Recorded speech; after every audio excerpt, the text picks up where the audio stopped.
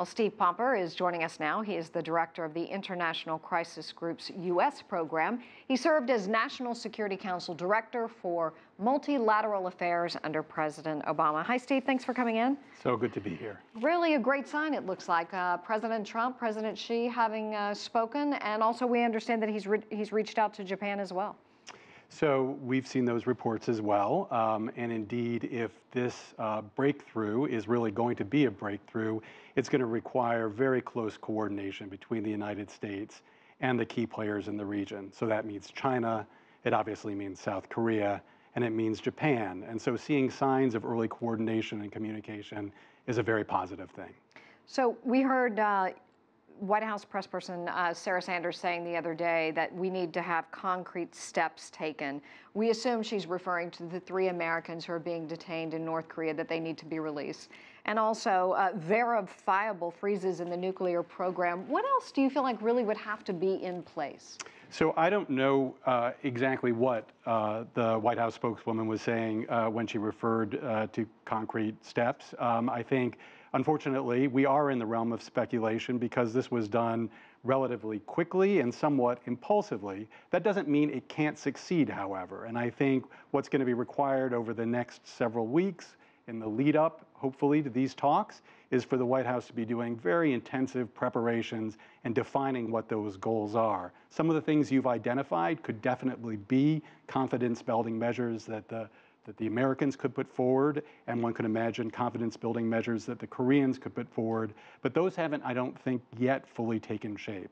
So yes, the release of American detainees. On the North Korean side, you could imagine steps towards looking for missing in action American service members from during the Korean War. There are a whole range of options that could be explored. So do you think Japan and China will be weighing in as well and have input?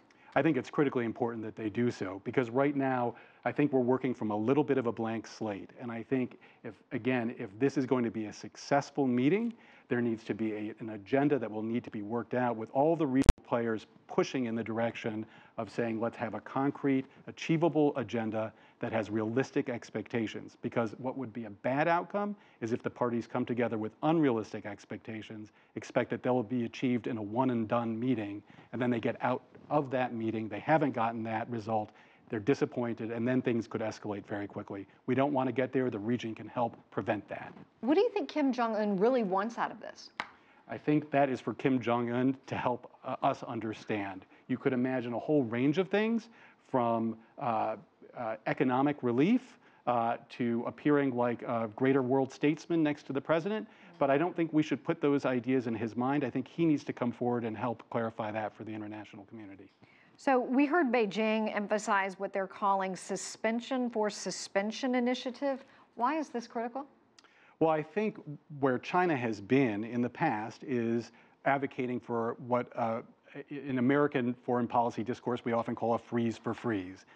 The idea that there would be some cessation of testing on the North Korean side, there would be a de-escalation of military exercises on the American side. Whether or not that precise formula is the one that will end up being the right formula, I think remains to be seen. There's a whole range of different ways you could put that formula together. But I think what's interesting about the Chinese proposal is that it's suggesting that there could be a definition of success that doesn't involve complete denuclearization on the North Korean side, which they're unlikely to want to do, or a complete withdrawal of American troops from the Korean Peninsula side on the American side, because I don't think that's what they're going to want to do. So what do you think really got us to this point? A combination of sanctions and the Republic of Korea finessing the situation a little bit? You know, it's interesting. I think, again, it's going to be up to the historians to figure that out when both sides have revealed a little bit more. But if you look at the way in which the President of the United States has spoken about this, when he was a candidate even, he gave signs that he was eager to sit down with Kim Jong Un. So it's not necessarily that surprising that he would take this step. We know that he can be impulsive. It looks like he took this step somewhat impulsively. So that's not altogether surprising either. This presidency could certainly take a turn. Will be interesting to watch, yes. Steve Pomper, thank you so much.